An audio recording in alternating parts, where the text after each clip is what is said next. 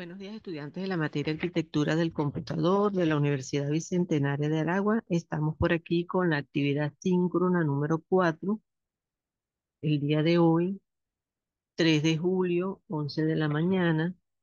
Y en esta oportunidad vamos a trabajar, vamos, con el tema de esta actividad, la actividad que le corresponde en la semana que viene a entregar, que es la actividad número 4, sumativa número 4. Muy bien, entonces vamos a la unidad correspondiente, que es la unidad 3, que es la construcción de circuitos integrados. En esta unidad nosotros trabajamos con lo que son los circuitos integrados y se tiene que ver con, son esos circuitos que tienen en la computadora o que tiene cualquier equipo que maneje circuitos integrados. Dentro de lo que es la arquitectura del computador, nosotros debemos conocer lo que son estos circuitos integrados, incluso los chips que están dentro de la computadora. Entonces, tenemos un recurso, un material de consulta que habla de la construcción de circuitos integrados. Que bueno, aquí tenemos una imagen que son los chips. En 1958, hablando un poquito de la época de nuestros antecedentes, el ingeniero alemán Weber Jacob dice o completa la primera solicitud de patente para los circuitos integrados con dispositivos amplificadores de semiconductores. Es decir, que desde esta época ya estamos hablando de una patente de este autor con respecto a los circuitos integrados. Después se conceptualizó esta, estos circuitos de con circuitos integrados con el científico Georg Felix Dummer, que estaba trabajando con la empresa Royal Radar del Ministerio de Defensa británica ya a finales de 1940 y principios de 1950. También en Texas, otro autor, Jack Kilby, registró sus ideas sobre circuitos integrados en julio de 1958. Entonces, fíjense cómo nosotros tenemos antecedentes que debemos conocer con respecto a estos conceptos de circuitos integrados y lo que son el desarrollo de patentes de estos conceptos. Y un poquito más reciente, en el año 2000, Kilby indica que un circuito integrado, también conocido como chip, por eso que les decía que el chip es el circuito integrado, microchip, que nosotros conocemos que lo podemos conseguir en una computadora o en algún dispositivo, ¿no?, electrónico. Él es una estructura pequeña, dimensiones de material de semiconductor. Normalmente se utiliza el silicio de algunos milímetros cuadrados de área, y dentro de él se fabrican circuitos electrónicos mediante la fotolitografía y está protegido dentro de un encapsulado de plástico o de cerámica. Este encapsulado posee conductores metálicos apropiados para hacer conexión entre el circuito integral y el circuito impreso. Entonces, fíjense que esto sería la estructura de un chip. En el área de la electrónica trabajamos o se manejan los circuitos integrados, que viene siendo la combinación de elementos de un circuito que están miniaturizados y que forman parte de un mismo chip o soporte. Y ese nombre mismo lo podemos llamar chip o microchip. Entonces, en los circuitos integrados están elaborados por material semiconductor sobre el cual se fabrican los circuitos electrónicos a través de la fotolitografía. Entonces, viendo la foto, aquí tenemos un, chip, unos elementos de chip, y viéndolo aquí tenemos ejemplos de contadores, ¿no?, de, del chip ya representado en forma gráfica. Entonces, otros autores como González Rubén y Bardo Marcos indican que un contador es un circuito secuencial construido a partir de biestables y puertas lógicas, capaz de almacenar y contar los impulsos, a menudo relacionados con una señal de reloj que recibe en la entrada destinada a tal efecto. Asimismo, también actúa como un divisor de frecuencia. Entonces, fíjense que aquí habla de algo que ya nosotros hemos tocado en las unidades anteriores y que ya han hecho actividades, como es las compuertas lógicas, porque las compuertas lógicas que vimos en las otras unidades anteriores tienen que ver con la representación gráfica de esos circuitos integrados.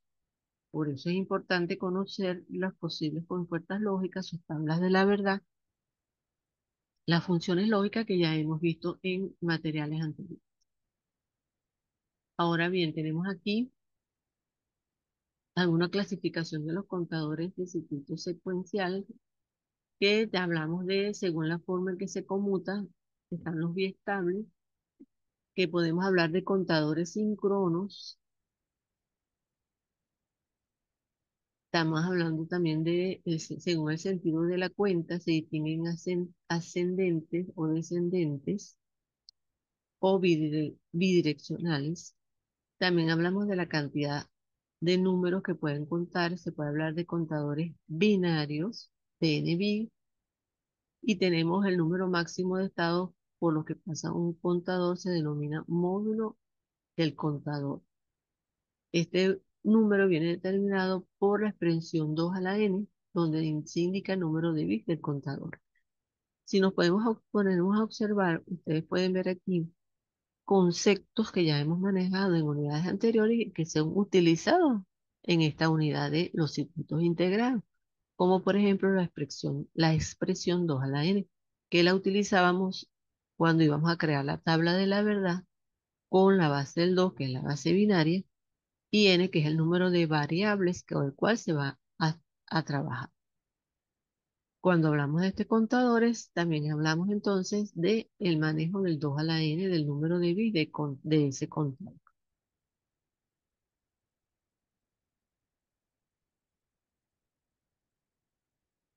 También tenemos conceptos importantes como los codificadores y los decodificadores.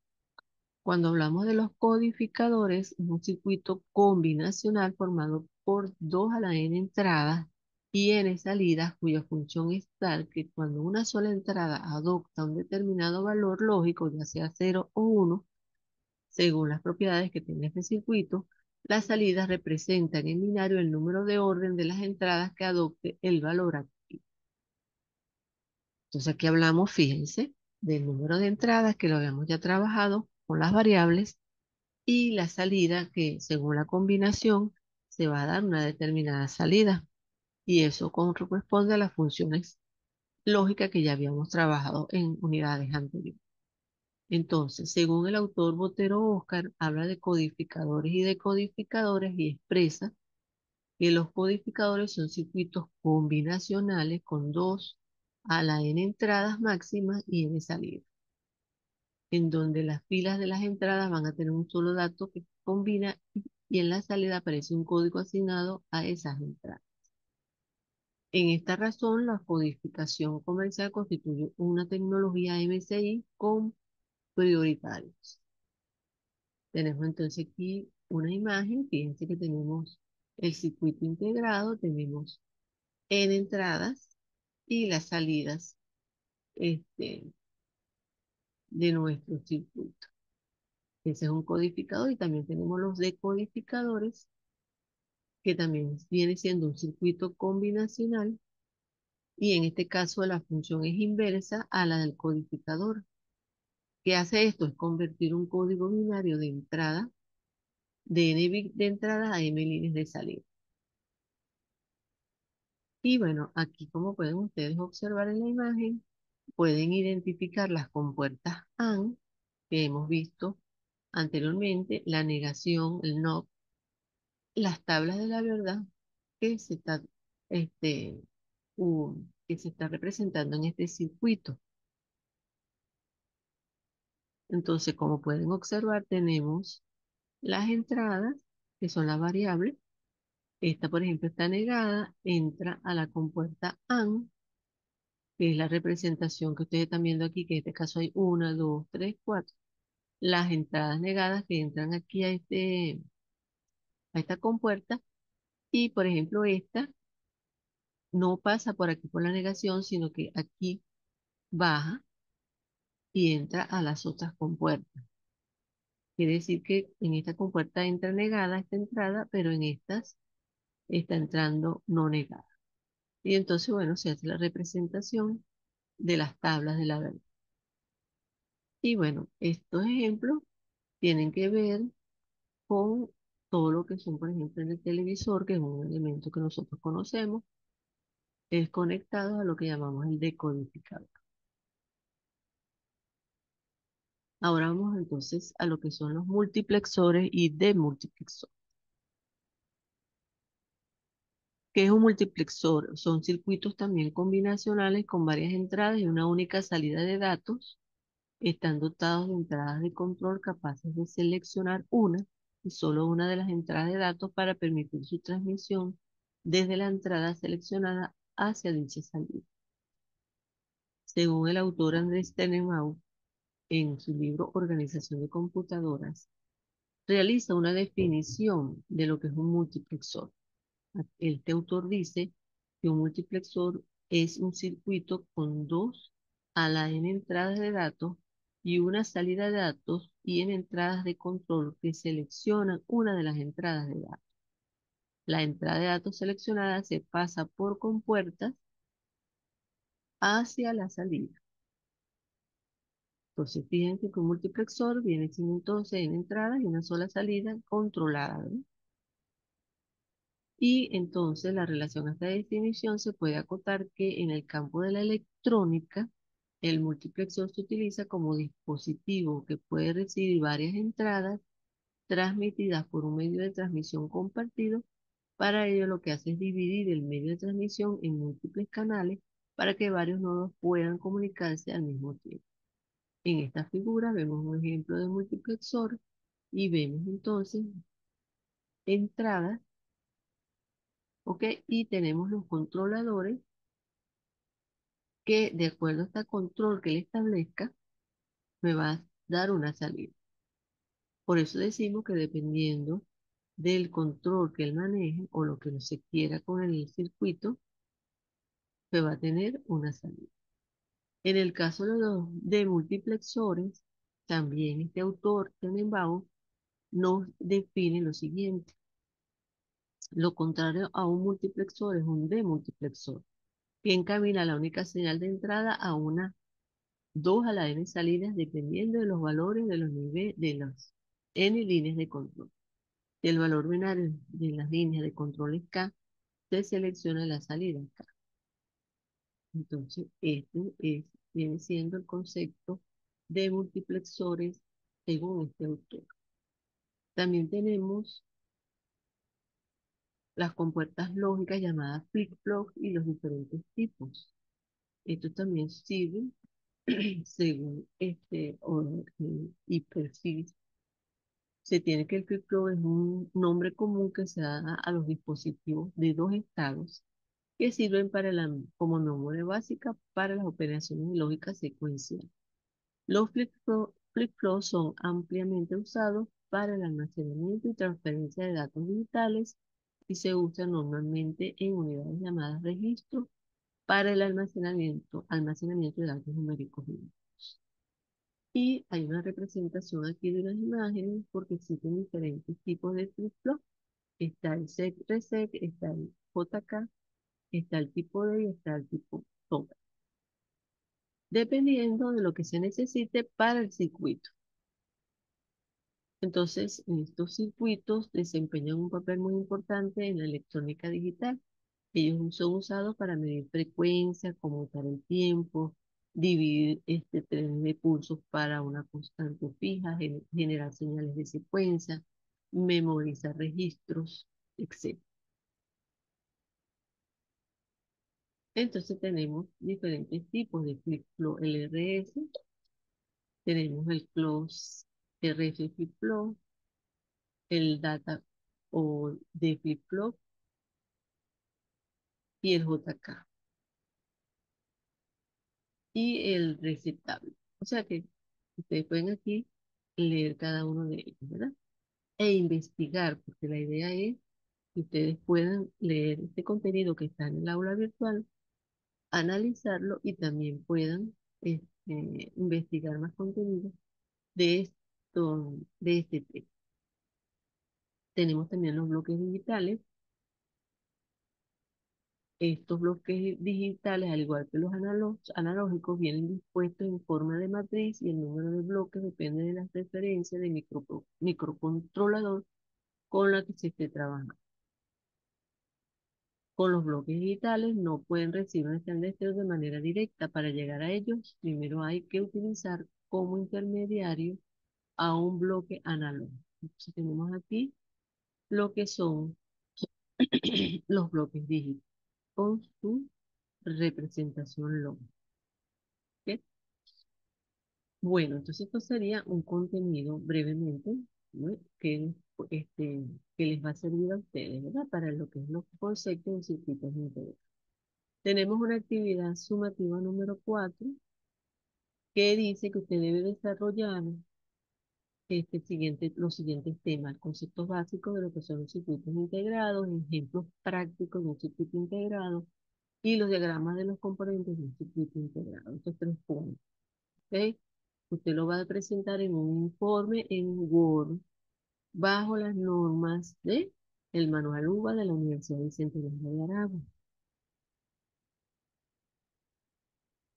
Por supuesto, va a ordenar la tarea, va a aplicar todo el procedimiento del ejemplo que usted está desarrollando, va a ser transcrito en Word, muy bien, con su portada correspondiente.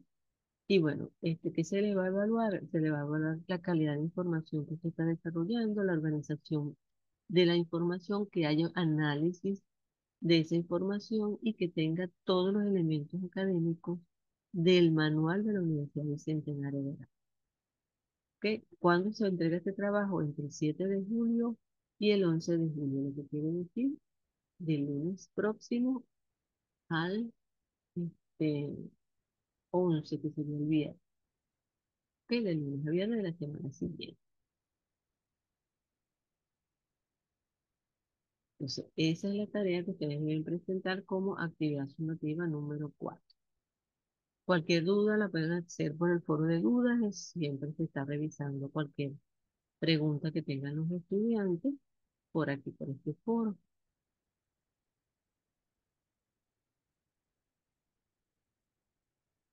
Entonces, esa sería la última actividad que se debe desarrollar para el cierre en la semana 12 del trimestre.